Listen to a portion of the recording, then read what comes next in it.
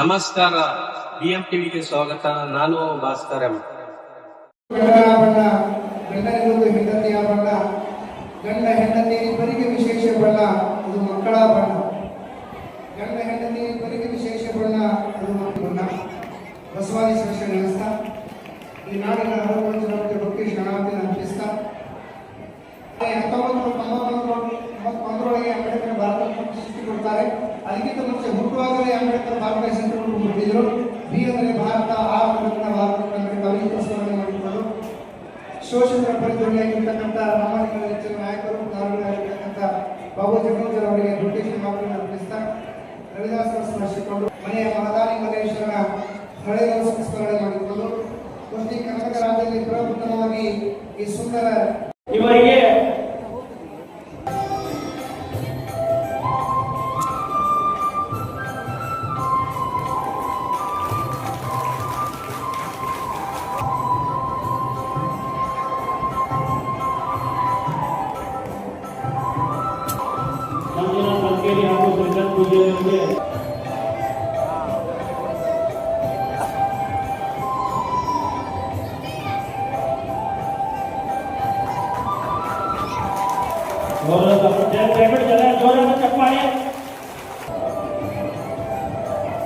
ಅದೇ ರೀತಿಯಾಗಿ ದಯವಿಟ್ಟು ವೇದಿಕೆ ಮೇಲೆ ಬರಬೇಕಾಗಿರುತ್ತೆ.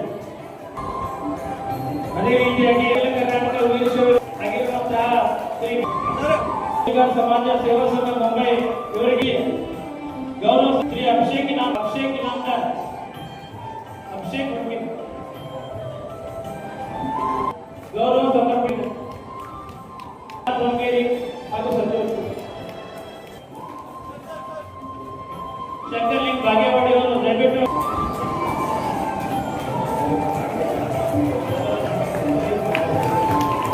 ಸಮಾಜದ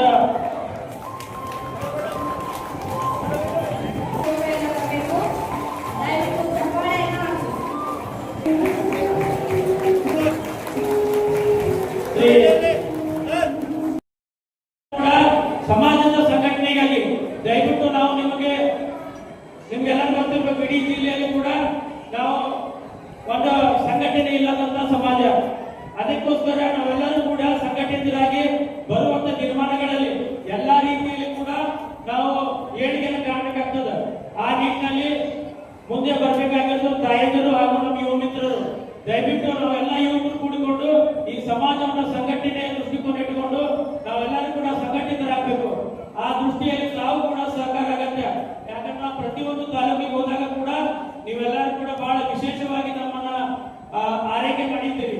ಯಾಕಂದ್ರೆ ಪ್ರತಿಯೊಂದು ಗ್ರಾಮದಲ್ಲಿ ನಾವು ಇಂಡಿ ಆಗಿರ್ಬೋದು, ಶಿಂದಿಗೆ ಆಗಿರ್ಬೋದು, ಆರ್ಮೇಲ್ ಆಗಿರ್ಬೋದು, ಇಡಗುಂದಿ ಆಗಿರ್ಬೋದು, ಮುದ್ರೇಗೌಡ ಆಗಿರ್ಬೋದು, ಬಸವ ಬಾಗೇವಾಡಿ ಆಗಿರ್ಬೋದು, ಬಬಲೇಶ್ವರ ಆಗಿರ್ಬೋದು, ಅದೇ ರೀತಿಯಾಗಿ ನಮಗೆ ಸಮಾಜಕ್ಕೆ ಹಿರಿಯರಾದಂತ ಜಮಖಂಡಿ ತಾಲೂಕು ಅಧ್ಯಕ್ಷರು ಹಾಗೂ ಹುನ್ನೂರು ಗ್ರಾಮದವರು ಕೂಡ ನಮ್ಮನ್ನು ವಿಶೇಷವಾಗಿ ಆಹ್ವಾನಿಸಿದರು.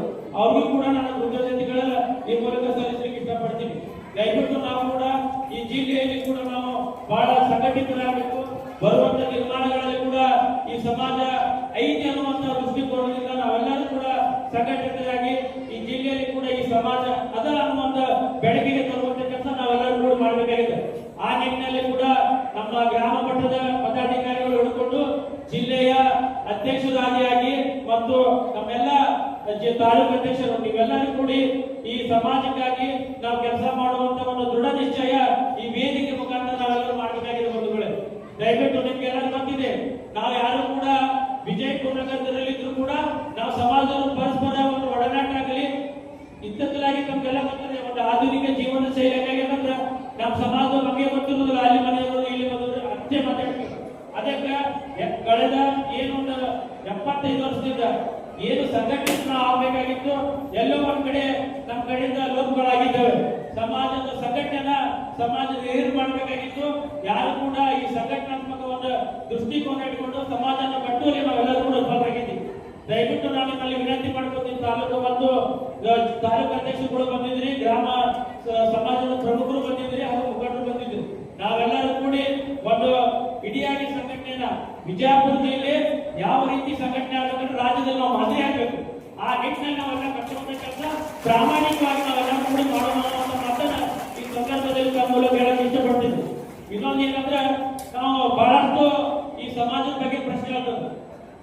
ಸಮಗಾರ ಅಂತ ಕೇಳಿದ್ರಿ, ಮಚ್ಚಿಗಾರ, ಮೋಚಿ, ಮಚ್ಚಿಗಾರ, ಮೋಚಿ, ಮೂಚಿಗಾರ, ಮಚ್ಚಿಗ ನಮ್ಮಲ್ಲಿ ಏನಾಗಿದೆ ಅಂದ್ರೆ ಸಮಾಜವನ್ನ ಒಡೆದುಬಿಟ್ಟಿದ್ದಾರೆ. ಬೇರೆ ಯಾಕಂದ್ರೆ ನಾವೆಲ್ಲ ಕೂಡ ಚರ್ಮಗಾರಿಕೆ ಸಮುದಾಯದವರು. ನಾವು ಚರ್ಮವನ್ನ ಕೆಲಸ ಮಾಡೋದು ಬಂದಿದ್ದ ಸಮುದಾಯ. ಆದ್ರೆ ಇದಕ್ಕೆ ಒಂದು ಸಂಘಟಿತವಾಗಿ ಕೆಲಸ ಮಾಡೋದು ನಾವೆಲ್ಲ ಒಂದು ಕಡೆ ವಿಫಲರಾಗಿದ್ದೀವಿ. ಅದಕ್ಕೋಸ್ಕರ ನಾವ್ಯಾರು ಕೂಡ ಸಮಗಾರ ಆಗಲಿ, ಮಚ್ಚಗಾರ ಆಗಲಿ, ಡೋರ್ ನಾವೆಲ್ಲವೂ ಕೂಡ ಒಂದೇ ತಾಯಿ ಮಕ್ಕಳು. ಅದಕ್ಕೆ ನಾವೆಲ್ಲರೂ ಕೂಡಿ ನಾವೆಲ್ಲ ಅರ್ಥಮಂತ್ರರಾಗಿ ನಾವೊಬ್ಬರು ಕೂಡ ಸಂಘಟಿತರಾಗಿ ಈ ಸಮಾಜವನ್ನು ಕಟ್ಟುವಂತ ಕೆಲಸವನ್ನ ನಮ್ಮ ಹಿರಿಯರಾಗಿರುವಂತಹ ವಿಠಲಗೌಡ ಅವರು ಕೂಡ ಕಂಕಣಬದ್ಧರಾಗಿ ನಿಂತಿದ್ದಾರೆ. ಈ ಸಮಾಜವನ್ನು ಶೋಷಿತ ಸಮಾಜ, ಯಾಕಂದ್ರೆ ನಾವು ಕೂಡ ಆರ್ಥಿಕವಾಗಿ, ರಾಜಕೀಯವಾಗಿ ಮತ್ತು ಶೈಕ್ಷಣಿಕವಾಗಿ ನಾವು ಏನು ಒಂದು ಏಳಿಗೆ ಕಾಣಬೇಕಾಗಿತ್ತು, ಅದು ಕಾರಣವಲ್ಲ ವಿಫಲಾಗಿತ್ತು.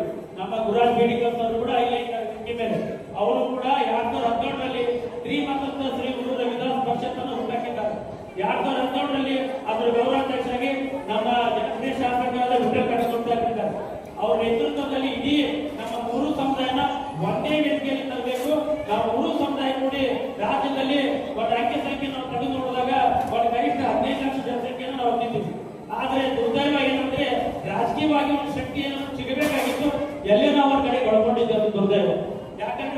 ಯಾಕೆ ನಾವು ರಾಜಕೀಯವಾಗಿ ಬೆಳೀಲಿಕ್ಕೆ ಸಾಧ್ಯ ಆಗಿಲ್ಲ ಅಂದ್ರೆ ನಾವು ಯಾರು ಕೂಡ ಸಂಘಟಿತರಾಗಿಲ್ಲ. ಅದಕ್ಕೆ ನಾನು ಬಂಧುಗಳಲ್ಲಿ ವಿಶೇಷವಾಗಿ ಮನವಿಯನ್ನು ಮಾಡ್ಕೊತೀನಿ. ನಾವೆಲ್ಲರೂ ಕೂಡಿ ಸಮಾಜವನ್ನ ಸಂಘಟಿತರಾಗಿ ಕಟ್ಟುವಂತ ಕೆಲಸವನ್ನು ನಾವೆಲ್ಲರೂ ಕೂಡಿ ಮಾಡಿದಾಗ ಮಾತ್ರ ನಾವು ಏಳಿಗೆ ಕಾಣಲಿಕ್ಕೆ ಸಾಧ್ಯದ. ಆ ನಿಟ್ಟಿನಲ್ಲಿ ನೀವೆಲ್ಲರೂ ಕೂಡಿ ಪ್ರಾಮಾಣಿಕವಾಗಿ ಈ ಸಮಾಜದ ಸಂಘಟನೆಗೆ ನಾವೆಲ್ಲರೂ ಕೂಡ ಅಣಿಯಾಗಬೇಕು.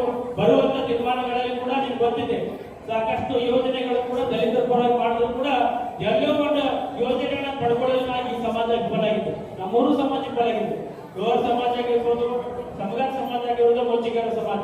ಇನ್ನೊಂದು ವಿಶೇಷತೆ ಏನಂದ್ರೆ ಇಂಡಿ ಮತ್ತು ಸಿಂಧಗಿ ಮತ್ತು ದೇವರ್ಬಿ ಮೂರು ತಾಲೂಕುಗಳಲ್ಲಿ ಎಲ್ಲ ನಮ್ಮ ಸಮಾಜದಲ್ಲಿ ಏನು ಒಂದು 50-60% ಎಲ್ಲ ಅವ್ರು ಅಲ್ಲಿ ಒಂದು 3-4 ಮಂದಿ ಇದ್ದಾರೆ, ಇಲ್ಲಿ ಒಂದು 3-4 ಮಂದಿ ಇದ್ದಾರೆ. ಅವರು ಮಾತಾಡಿಕೊಂಡು ಸಣ್ಣ ಸಮಾಜಗಳಿಗೆ ಇವತ್ತು ನ್ಯಾಯ ಸಿಗೋದ ರೀತಿಯಲ್ಲಿ ಆಗುವಂಥ ಕಾಲದಲ್ಲಿ ಇವತ್ತೇನು ಬಿಡಿಕರ್ ಅವರು ಬಹಳ ಚೆನ್ನಾಗಿ ವಿಶ್ಲೇಷಣೆಯನ್ನು ಮಾಡಿದ್ದಾರೆ. ಈ ವಿಶ್ಲೇಷಣೆ ಇಡೀ ರಾಜ್ಯದಲ್ಲಿ 3 ಶ್ರೀಮಂತಸ್ಥ ಸಮಾಜಗಳಿದ್ದಾವಲ್ಲ, ನೀವೆಲ್ಲ ಒಗ್ಗಟ್ಟಾಗಿ ನಾಳೆ ಬೆಂಗಳೂರಿನಲ್ಲಿ ನಾಳೆ ಆಗಸ್ಟ್ 11ರಿಂದ ಅಧಿವೇಶನ ಪ್ರಾರಂಭ ಆದಾಗ ಇಷ್ಟೇ ಹೇಳಬೇಕು ಮುಖ್ಯಮಂತ್ರಿಗಳಿಗೆ, ಎಲ್ಲಪ್ಪ ನೀವು ಒಳ ಮೀಸಲಾತಿ ಕೊಳ್ಳಾಕಿರಲ್ಲ, ಒಳ ಮೀಸಲಾತಿ ಒಳಗೂ ಒಳ ಮೀಸಲಾತಿ ನಮ್ಗೆ ಯಾಕೆ ಕೊಡ್ಬೇಕು ಅಂತದೇ ಕನ್ವಿನ್ಸ್ ಮಾಡ್ಬೇಕು. ಇಲ್ಲಾಂದ್ರೆ ಏನ್ ಮಾಡ್ತಾರೆ, ನಿಮ್ಮೆಲ್ಲ ಹೆಸರು ತಗೋತಾರೆ, ಅವ್ರಿಗೆಲ್ಲ ಮೀಸಲಾತಿ ಕ್ಷೇತ್ರ ಕನ್ನಡ ವಿಧಾನಸಭೆಗೆ 35 34 ಒಂದು 3-4 ಕಡೆ ಕೊಡ್ಬೇಕ.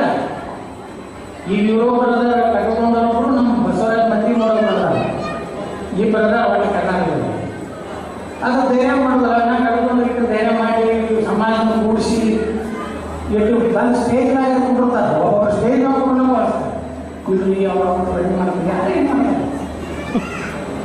ಯಾಕಂದ್ರೆ ಬಾಬಾ ಸಾಹೇಬ್ ಅಂಬೇಡ್ಕರ್ ಅವರು ಕೊಟ್ಟಿದ್ದು ಎಲ್ಲರಿಗೂ ಒಂದೇ ಹೋಗ್ಬೇಕು.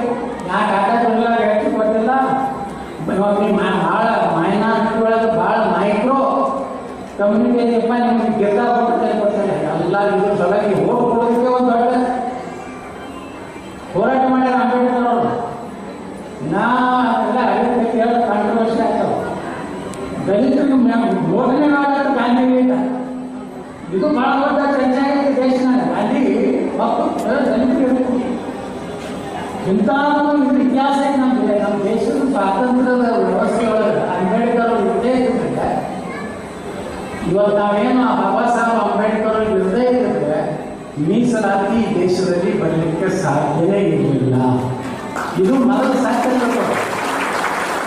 ಅಂಬೇಡ್ಕರ್ ಅವರ ಹೋರಾಟ, ಸಂಘರ್ಷ, ಅವರಾದಂಥ ಅಪಮಾನ, ಅವ್ರ ರೀತಿ ಜೊತೆಗೆ ನಡ್ಕೊಂಡಂಥ ರೀತಿ ನೋಡಿಬಿಟ್ರೆ ಈ ಮೇಲ್ಜಾತಿ ಸಮುದಾಯ ಸ್ವಾತಂತ್ರ್ಯ ಪೂರ್ವದಲ್ಲಿ ದಲಿತರಿಗೆ ಮೀಸಲಾತಿ ಕೊಡೋದ್ರ ಬಗ್ಗೆ ಯಾರು ನಾವು ಸ್ವಾತಂತ್ರ್ಯ ತಂದಿಯವರಲ್ಲ ಅವ್ರ ಬಲ್ಲೇ ಬಹಳಷ್ಟು ವಿರೋಧಾಭಾಸಗಳ ಮಧ್ಯದಲ್ಲಿ ಸಹ ಸಂವಿಧಾನ ಬರೀಲಿಕ್ಕೋಸ್ಕರ ಬಾಬಾ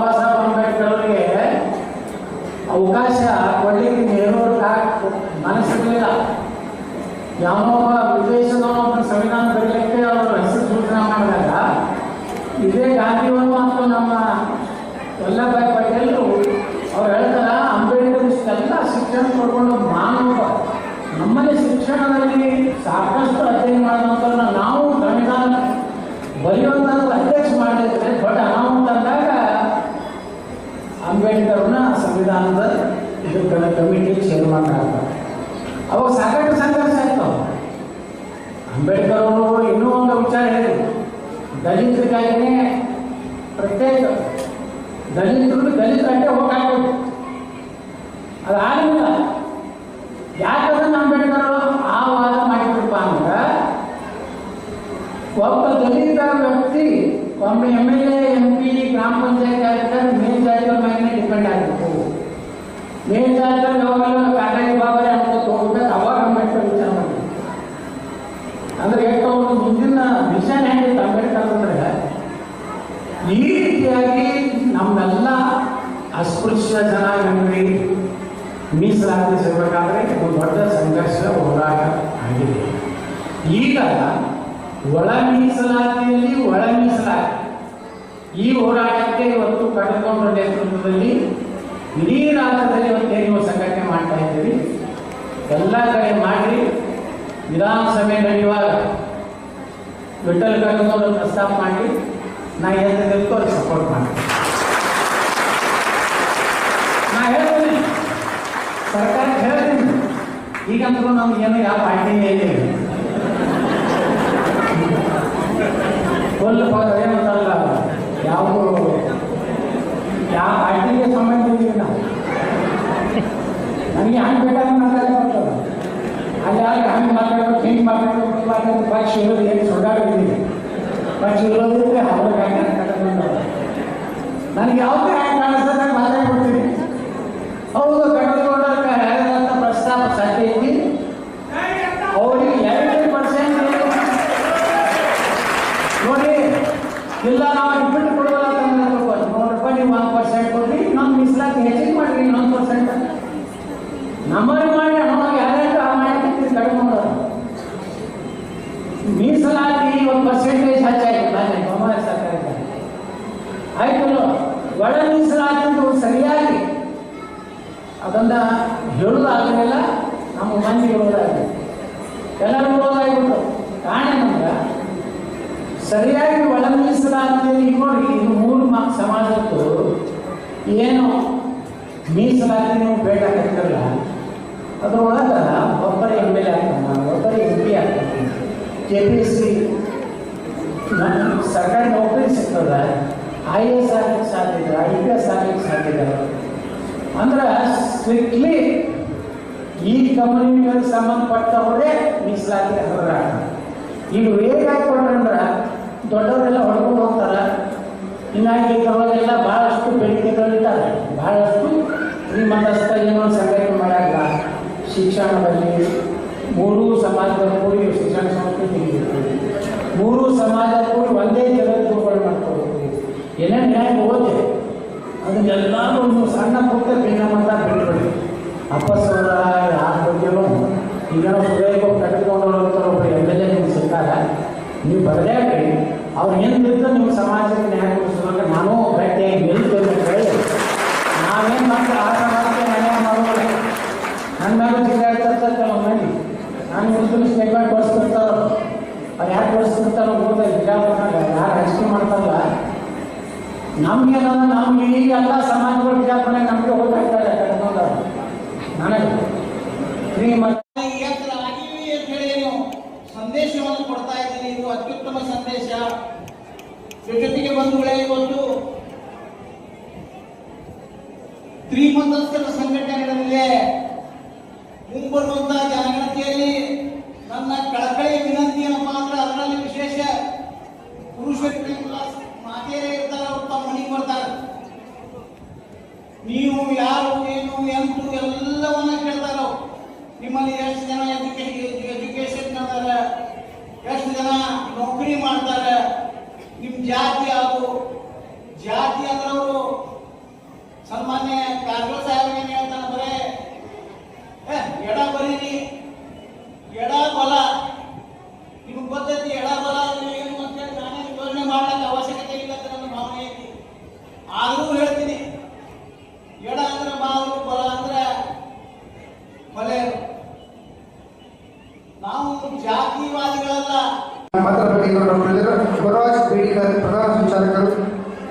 ವಿಕಾಸ್ ಪರಿಷತ್ ಮೈಸೂರು ಅದರ ವಿನಂತಿ ಮಾಡಬೇಕಾದ್ರೆ ವಿಚಾರಣೆ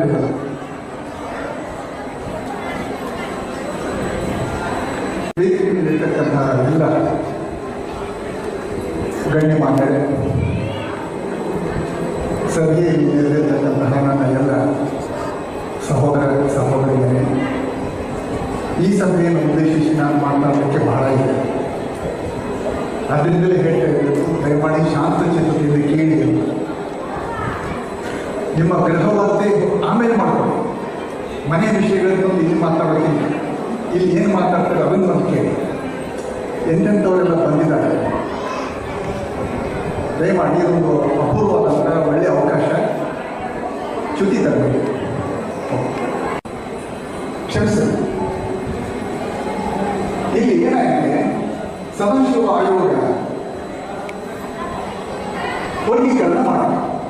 ಯಾಕೆ ವರ್ಗೀಕರಣ ಮಾಡಿಕೊಂಡ್ರೆ, ಸ್ವಾತಂತ್ರ್ಯ ಬಂದ ಮೇಲೆ ಮೀಸಲಾತಿ ವ್ಯವಸ್ಥೆ ಮತ್ತು ನಮ್ಮ ಬಾಬಾ ಸಾಹೇಬರ ಕೃಪೆ ಇದೆ. ಡಾಕ್ಟರ್ ಅಂಬೇಡ್ಕರ್ ಅವರು ಮಾಡಿರ್ತಕ್ಕಂಥ ಒಂದು ದೊಡ್ಡ ನಿಮ್ಮನ ವರ್ಗಗಳಿಗೆ ಸಮಾನ ಅವಕಾಶಗಳು ಸಿಗಬೇಕು. ಡಾಕ್ಟರ್ ರಾಮ್ ಮನೋಹರ್ ಲೋಹಿಯಾ ಕೂಡ ಲೆವೆಲ್ ಅಪ್ ಲೆವೆಲ್ ಡೌನ್ ಅನ್ನೋ ಒಂದು ಉತ್ತರವನ್ನು ಹೇಳಿದರು. ಏನು, ಮೀಸಲಾತಿ ವ್ಯವಸ್ಥೆಯನ್ನ ಶಾಹು ಮಹಾರಾಜರು ಮಾಡಿದಂಥ ಮೀಸಲಾತಿ ವ್ಯವಸ್ಥೆಯನ್ನ ಎಲ್ಲವನ್ನ ಎದುರಿಗಿಟ್ಕೊಂಡು ಸಂವಿಧಾನ ಬರೆಯುವಾಗ ಇಂತಿಂತ ಜಾತಿಗಳಿಗೆ ಇಂತಿಷ್ಟು ಶೇಕಡಾವಾರು ಪ್ರಮಾಣದ ಮೀಸಲಾತಿಯನ್ನು ಕೊಡಬೇಕು ಅನ್ನೋದನ್ನು ಸೂಚಿಸಿದೆ. ಆ ಪ್ರಕಾರ ಮೀಸಲಾತಿ ಕೊಟ್ಟರೂ ಕೂಡ ಇಲ್ಲೇನಾಯಿತು ಅಂತಂದ್ರೆ, ಮೀಸಲಾತಿ ಪಡೆಯುವಂತಹ ಜನಗಳಲ್ಲಿಯೇ ಕೆಲವರು ಮೀಸಲಾತಿ ಪಡ್ಕೊಂಡು ಪಡಿತಾ ಅವರು ಬಲಾಡ್ತಾರೆ. ಅವರಲ್ಲಿ ಕೆಲವರು ಅತ್ಯಂತ ದುರ್ಬಲರಾಗಿ, ಅವಕಾಶ ವಂಚಿತರಾಗಿ ಕೆಳಗೆ ತುಳಿಯಲ್ಪಟ್ಟರು. ಈ ಬಲಾಢ್ಯ ವರ್ಗ ಈ ಶ್ರೀಮಂತಸ್ಥ ವರ್ಗ.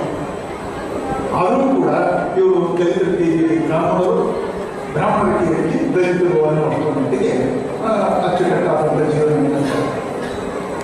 ಅದರಿಂದ ಮುಗಿಸ್ಬಿಟ್ಟೆ ನನ್ನ ಎರಡು ಮಾತುಗಳನ್ನು ಇನ್ನು ಇದೇ ಬಳಸ್ತಾರೆ.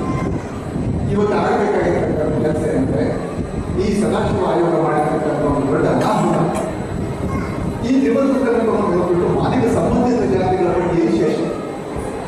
ಅಲ್ಲಿ 49 ಜಾತಿ.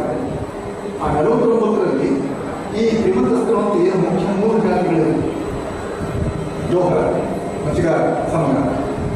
3% ಜನಸಂಖ್ಯೆ ಒಟ್ಟು ಈಗ ಹಿಂದೆ ಸಿದ್ದರಾಮಯ್ಯ ಸಾಹೇಬರು ಮಾಡಿದಂಥ ಜಾತಿ ಜನಗಣತಿಯ ಅಂಕಿಅಂಶದ ಪ್ರಕಾರ ಕೆಲವು ನಮಗೆ ಸಿಕ್ಕಂತ ಮಾಹಿತಿ ಪ್ರಕಾರ ಇದು 13 ಲಕ್ಷ ಜನಸಂಖ್ಯೆ. ಈಗ ಸ್ವಲ್ಪ ಜಾಸ್ತಿ ಆಗಿದೆ. ಈ 13 ಲಕ್ಷ ಜನ ಇವತ್ತು ಮಾನವ ಸಂಬಂಧಿತ ಜಾತಿಯೊಳಗಿದ್ರೂ ಕೂಡ ಇವರ ಉಪವರ್ಗಗಳು 28. ಏನು 101 ಜಾತಿ ಗುಂಪುಗಳು ಇದೆಯಲ್ಲ, ಇದೇ ಸದಾಶಿವ ಆಯೋಗ ಮಾಡಿರ್ತಕ್ಕಂಥ 101 ಜಾತಿಗಳಲ್ಲ. ಎಲ್ಲರೂ 101 ಜಾತಿ ಇರ್ತಾರೆ. 101 ಗುಂಪುಗಳು, 189 ಜಾತಿಗಳು ಬರ್ತಪಟ್ಟದ್ದು. ಅದರಲ್ಲಿ 28 ಜಾತಿಗಳು ಈ ಮಾನವ ಸಮುದಾಯದ ಒಳಗೆ ಸೇರಿಸಲ್ಪಟ್ಟಂಥದ್ದು ಈ ವಿಮರ್ಶೆ. ಆ 28 ಹೊರಗಿರ್ತದೆ, ಅದು ಉಳಿದ 13 ಮಾತ್ರ, 12 ಮಾತ್ರ. ಅದರಿಂದ ಅಲ್ಲಿ ಸೇರಿರೋದ್ರಿಂದ ಏನಾಗ್ತದೆ ಅಂತಂದ್ರೆ, ಯಾವುದೇ ರೀತಿಯಲ್ಲೂ ಕೂಡ ಮೀಸಲಾತಿ ಸೌಲಭ್ಯಗಳು ಇವರಿಗೆ ಸಿಗೋಕ್ಕೆ ಸಾಧ್ಯವೇ ಇಲ್ಲ. ನೋಡಿ, ನಾನು ಮುಖ್ಯ ಮಾತಾಡ್ತೀನಿ, ನೀವೆಲ್ಲ ಇದ್ದೀನಿ, ನಾನು ಮಾಡ್ತೀನಿ. ಎಲೆಕ್ಷನ್ ಟಿಕೆಟ್ ಸಿಕ್ತಿದ್ದಂಥದ್ದನ್ನು ರದ್ದು ಮಾಡಿದ ಉದಾಹರಣೆ ನಮ್ಮ ಕಟಕಂ ಸಾಹೇಬ ರಾಜಕೀಯ ಇತಿಹಾಸದಲ್ಲಿ ಯಾರು ಮಾಡ್ತಾರೋ. ಇದೇ ಬಲಿಷ್ಠ ಬಲಾಢ್ಯ ಅಂತ ಹೇಳಿದ್ರಲ್ಲ ಮಾನವ ಸಮುದಾಯ. ರಾಮಕೃಷ್ಣ ದೊಡ್ಡದು ಇನ್ನೊಬ್ಬರು ಶ್ರೀರಂಗ ಕ್ಷೇತ್ರದಲ್ಲಿ ಆಗಿದ್ದು ಈಗ ಕೊಟ್ಟಿದ್ದಾರೆ. ಅವ್ರಿಗೂ ಕೂಡ ಈ ಸಲದ ಎಲೆಕ್ಷನ್ ಸಮಯದಲ್ಲಿ ಟಿಕೆಟ್ ಸಿಗದ ಹಾಗೆ ಮಾನವ ಸಮುದಾಯದ ಮಹಿಳೆಯರನ್ನು ಕೊಡಬೇಕು ಅಂತ ಹಠ ಹಿಡಿದು ಸಿಗೋದೇ ಕಷ್ಟ. ಎಲೆಕ್ಷನ್ ಅಂದರೆ ಸಾಮಾನ್ಯ ವಿಷಯ ಅಲ್ಲ. ಕೊಟ್ಟಂಥ ರೂಪಾಯಿಗಳು ಆಶ್ರಯ ಇರಬೇಕು, ಬೆಂಬಲ ಇರಬೇಕು, ರಾಜಕೀಯ ಬೆಂಬಲ ಇರಬೇಕು, ಪಕ್ಷ ಬಲ ಇರಬೇಕು, ಏನೆಲ್ಲ ಇರಬೇಕಾಗ್ತದೆ. ಅಂಥದ್ದೆಲ್ಲ ಅಷ್ಟು ಧೈರ್ಯದಿಂದ ಮುಂದೆ ಹೋದೇ ಅಪರೂಪದಲ್ಲಿ ಅಪರೂಪ ಬಂದವರಿಗೂ ಕೂಡ ಗತಿ ಕಾಣಿಸುತ್ತೆ ಈ ರೀತಿ. ಇವತ್ತು ವಾಸ್ತವದಲ್ಲಿ 13 ಲಕ್ಷ ಜನಸಂಖ್ಯೆ ಪ್ರಮಾಣ ಅನ್ವಯವಾಗಿ ಕೇಳಿರುತ್ತಂತೆ. ನಮ್ಮ ಒಂದು ಕ್ಯಾಬಿನೆಟ್ನಲ್ಲಿ ಕನಿಷ್ಠ 3 ರಿಂದ 4 ಜನ ಎನ್ನುವುದು ಶ್ರೀಮಂತರೇ ಇದೆ. ಜನಸಂಖ್ಯೆ ಪ್ರಮಾಣ ಇದುವರೆಗೂ ಸ್ವಾತಂತ್ರ್ಯ ಬಂದಾಗಿನಿಂದ ಇಲ್ಲಿ ತನಕ